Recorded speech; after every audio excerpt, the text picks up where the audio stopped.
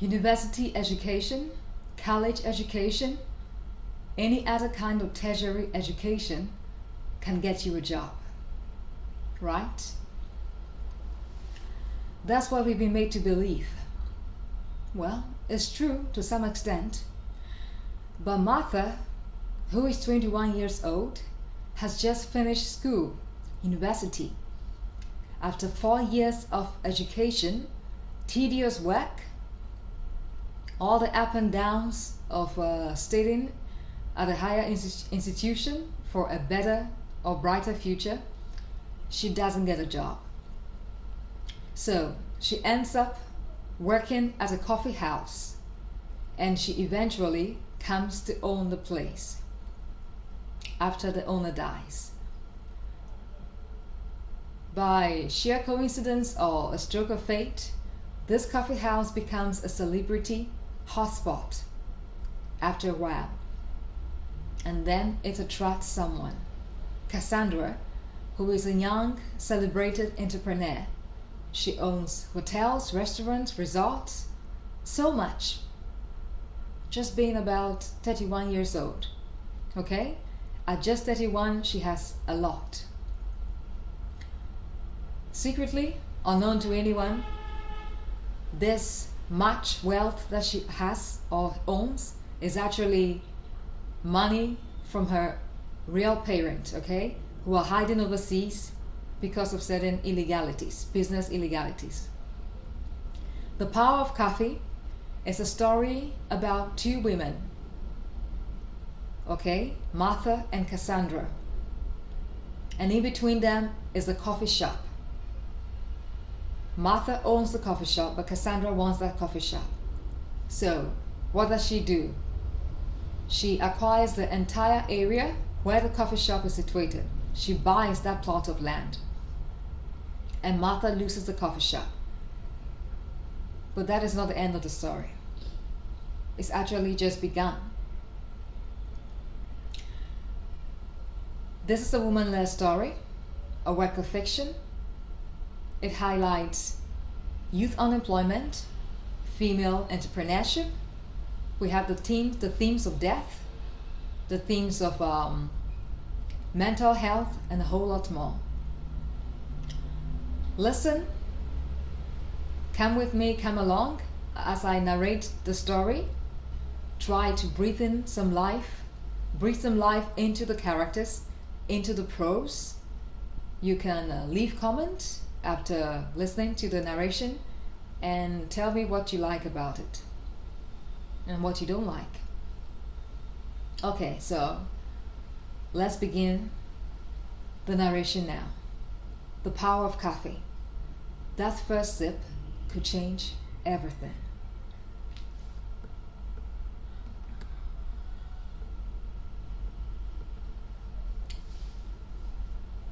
Education is a key to a better life, it's said. But if that were true, then I won't be without a job now, since I'm well educated to have that life already. I've been to university, where I studied the arts, with the hope of getting a job anywhere proper. Not as a salesperson in some shop, be it big or small. I spent hundreds of dollars wearing my mind out just to end it all with a degree that no one cares about, not even me. I need a job, but I think I may never get one that truly suits me. The corporate world is not what I seek, since I don't want to look like an executive. Put on some suit, walk in heels, talk in a certain way, or attend meetings whenever summoned to. No, that isn't the kind of job I want per se. I want to be free, to work like doing some hobby, to close at the right time, not late after 5. I need a job, but it has to be on my own terms. Else I might just die.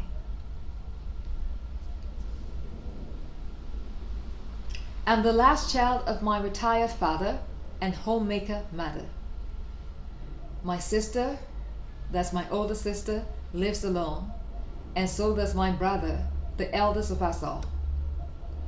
My sister read accounting, and that might be the reason why she's living that better life that only education could give. Maybe if I had walked that path, I would also have it. But mathematics has not and would never be friends with my free mind. I would never subject my brain to such toil, all in the name of having a better life. My brother is his own boss, and when he gets into his world of fashion designing,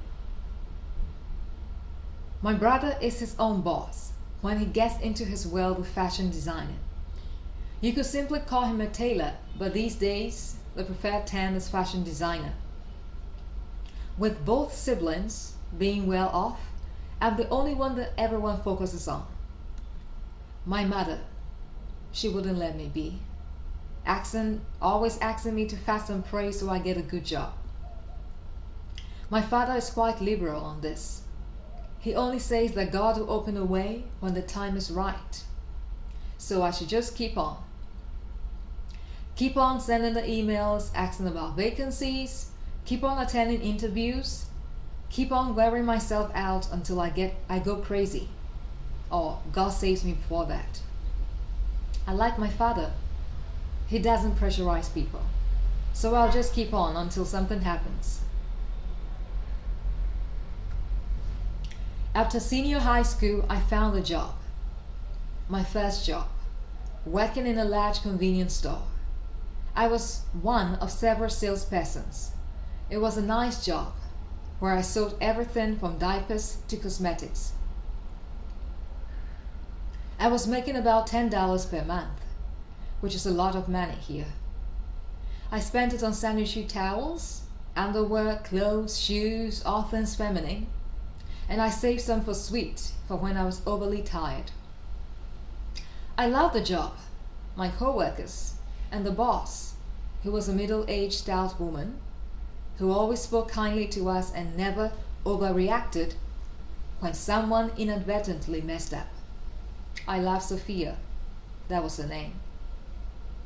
But when I heard of the robbery that occurred one late afternoon, on a day that I was supposed to work but didn't because of a stomach bag,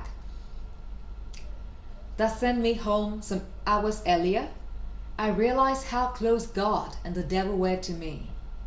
I never went back there, but I missed it so much. So much that I sometimes took a bus all the way there just to stand a stone throw away and stare inside the place. It was business as usual. All the salespeople had us work, and Sophia, the manager and owner, seated at the register overseeing things. I realized that they had beefed up security, placing a total of about 7 guards around the building, 2 at the entrance and 2 at the exit, and the remaining 3 patrolling the place. I felt the urge many times to go in there and ask for my job, but I couldn't. So I lost that job for good. It was bad, since I suffered headaches and headaches for several days whenever I thought of what I had lost. However, God gave me another job.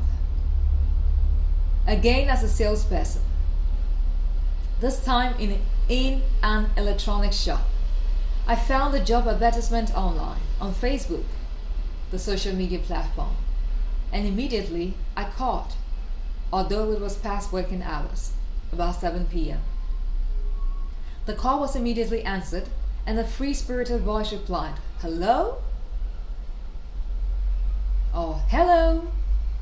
I couldn't tell if it was male or female. I just began.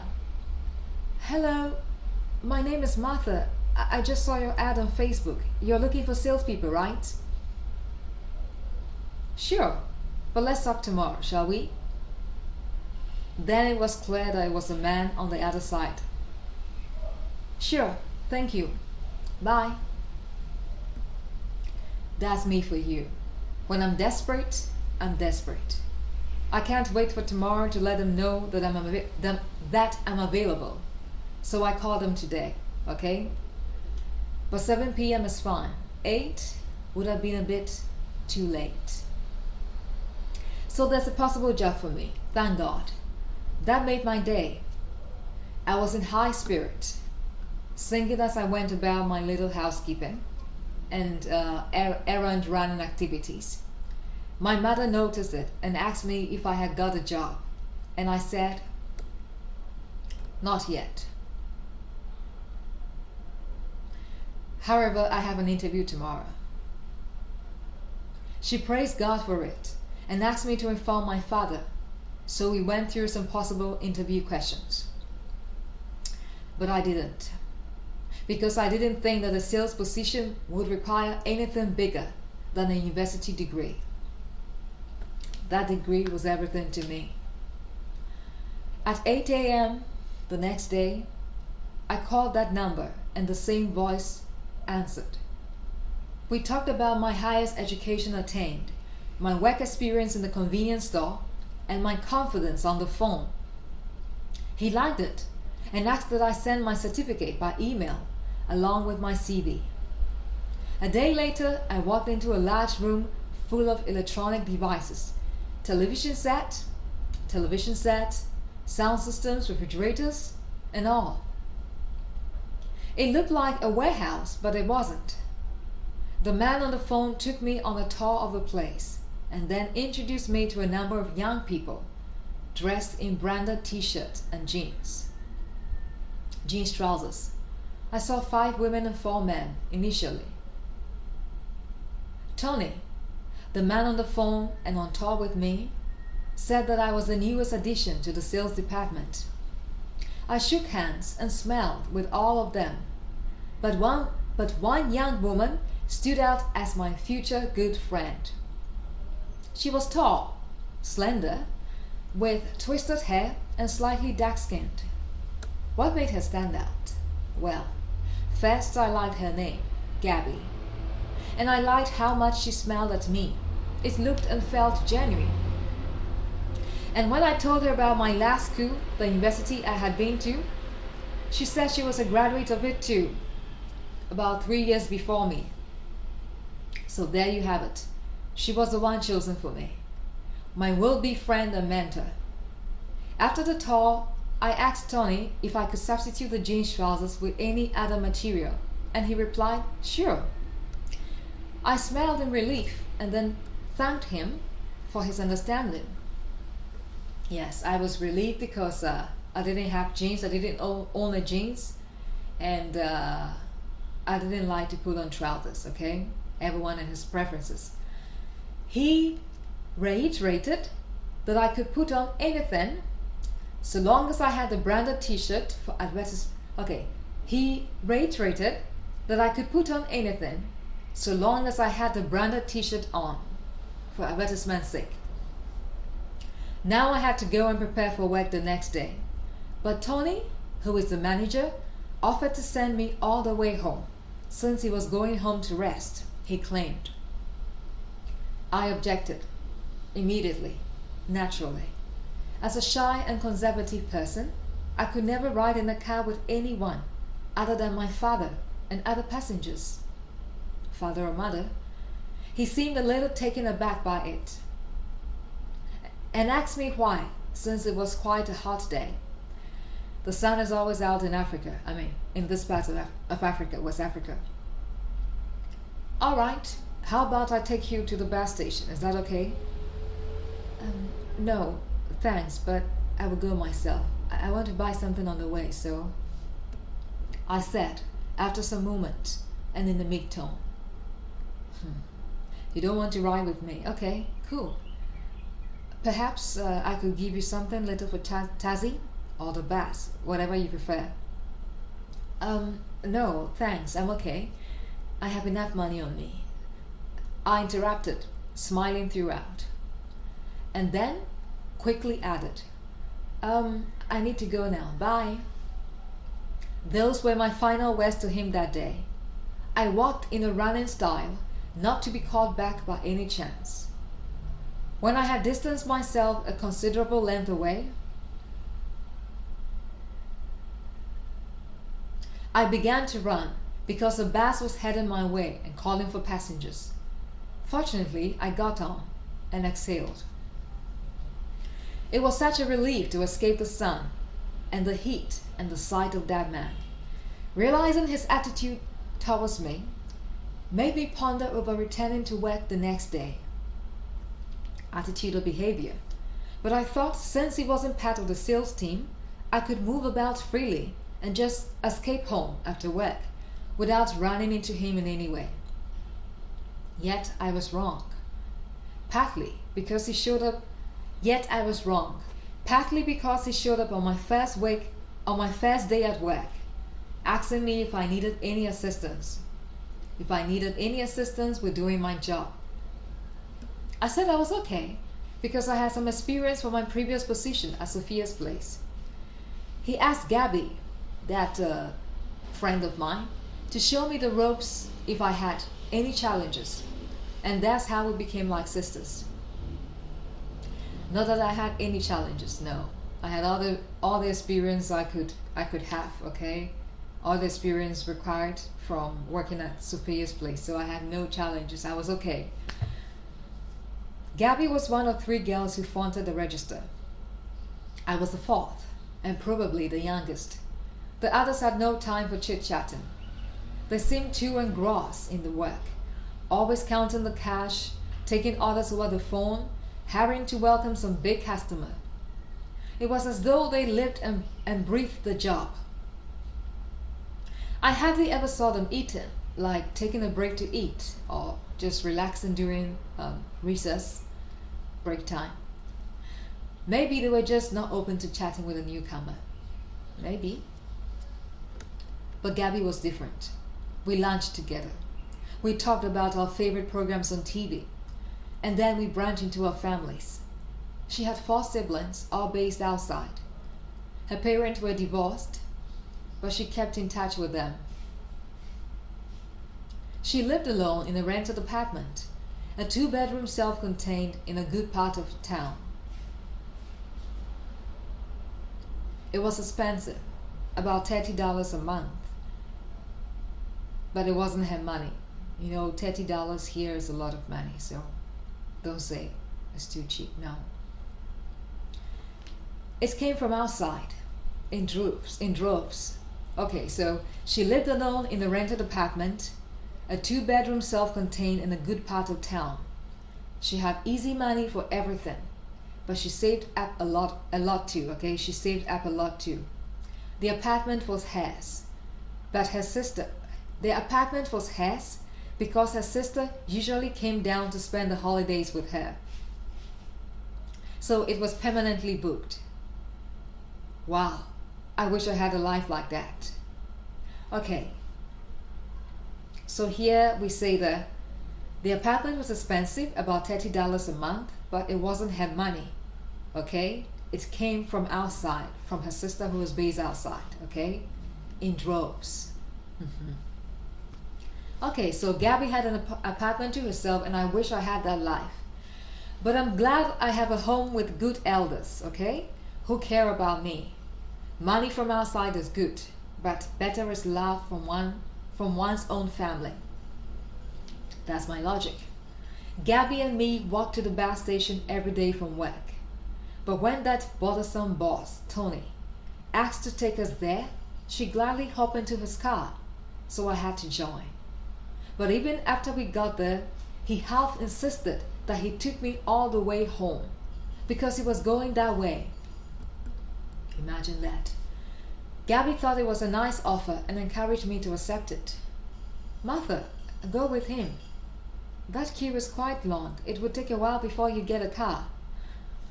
No, I will wait, I said, and got down. But after that day, I never sat in that car. Okay, I never sat in his car. It was the second time I had accepted a ride because of Gabby. Since I wouldn't sit, okay, since I wasn't going to sit in the car, Gabby wouldn't too. And so he stopped asking to take us to the station. That's the bus station. But that was just one of his infinite series of offers. After my first week of working there, he threw a little newcomers party just for me. We had some soft drinks, cookies and music after work. I was asked to make a speech at his request, okay? To tell the world what I liked and didn't like about working in the shop. I said all the nice things, and then he said I had to be truthful. So I had to say one thing that I didn't like. You know, there was one thing I didn't like, but how could I say it? Obviously, he was the one thing I didn't like. So I said, well, the only thing I don't like is I just wish I started working here earlier. That was a nice answer, and they all applauded me for it. Tony seemed impressed, so much that he even gave me a hack. God, a very unfortunate turn of event. But hey, I was quick in getting out of his embrace, and then quickly walked towards Gabby. I was smiling like everyone else, but fuming within. That man was now going overboard. The final straw came after about a month or two later. Since I wouldn't get into his car, wouldn't accept his money, wouldn't get as close as being unexpectedly embraced, he made one last move. He showed up at the store, where we work, dressed up in a suit, looking good and serious. He said he needed to see my father because he had a building project and he needed his expertise on. How did he know about my father? I never told him about him. So who could have? Gabby. She was the only one I had told about my family. He saw that I was surprised. He knew about my father's profession as a housing engineer. Consequently, he said, I make it a point to learn about my employees. I hope I'm not overstepping any boundaries. I didn't answer that. I only smiled, and then, before he opened that mouth to speak again, I said, my father is not well now. He's a bit tired, so he won't be able to help you. Oh, sorry. So sorry. He immediately said, looking like he cared. Well, he did sound a bit genuine. Excuse me, I need to go now. Get back to work, I said, with a smile that lasted for just a second. Oh, let's talk. The others will do the job, he said. But I insisted, saying that I wanted to use the washroom. And then he backed off and I left. I actually went into the washroom and used it because I was already there. When I came back to my post, my mind was made up. This job was good. I loved it. But that man, I couldn't stay around him any longer. That last conversation we had was a cue for me to walk away. It was the final straw, and I couldn't ignore it because it wasn't something to be ignored. This man has been harassing me subtly for a while, and now he's come to learn about my father's profession. It's like he started investigating me, okay? I don't know how I can remain in a job like this. So I quit. When I walked with Gabby that day to the bus station, I told her that there was a family emergency. A relative had passed, and we were going to the funeral the following week. She expressed condolences, which I accepted with a genuine smile. Then the following day, I met Tony in his office, dressed in a black full-length dress and a black headgear. I narrated a well-scripted story of a family demise, which he took for the truth. Who cares? I told him I didn't know when I would be returning to work, because there were certain issues that needed to be ironed out in the family. He said, "That's okay. Don't worry about work. Just go and finish everything before you come back. I smiled and then replied, "Thank you, sir. I will let you know how things go. Maybe I would have to relocate to the family home for a while, so I may not return here." "Oh," his response came, along with a little nodding of the head. I was smiling, grinning within, because I knew that I had won. After a minute, he spoke, finally giving up on his chase.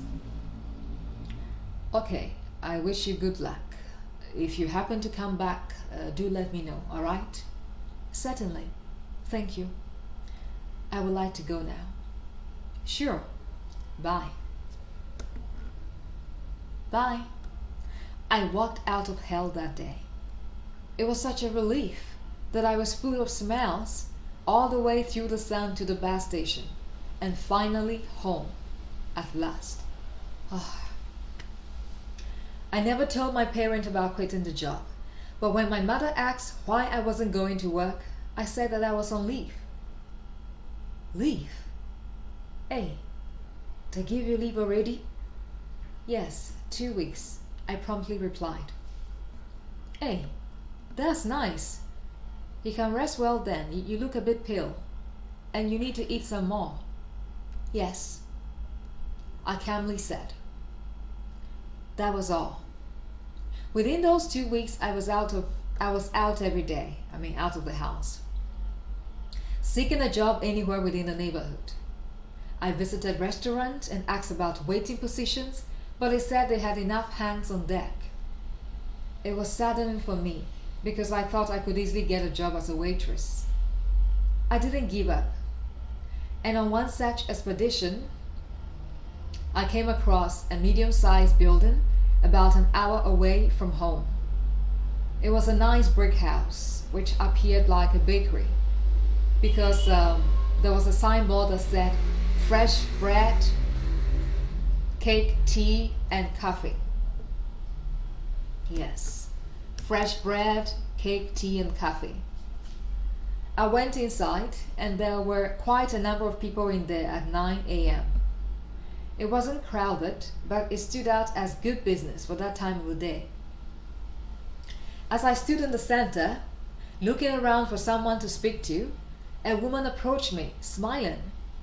She was elderly, like my mother, about 60 years old. She greeted me the usual way and asked me to take a seat. But then I said that I was looking for the manager because I wanted to find out if there was any vacancy for waiters. She smiled broadly.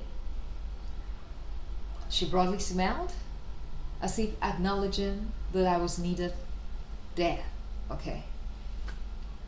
Alright, so this is the first 10 pages of the woman-led fiction, The Power of Coffee, a story between two women, one a university undergraduate who has just inherited a coffee shop and has become popular, and the other woman is a young, celebrated entrepreneur. She has all the money in the world and she wants this coffee shop. So this is the first 10 pages of The Power of Coffee. I'm going to be back for the next 10 pages, so expect my return in the next 10 pages for the next 10 pages. See you.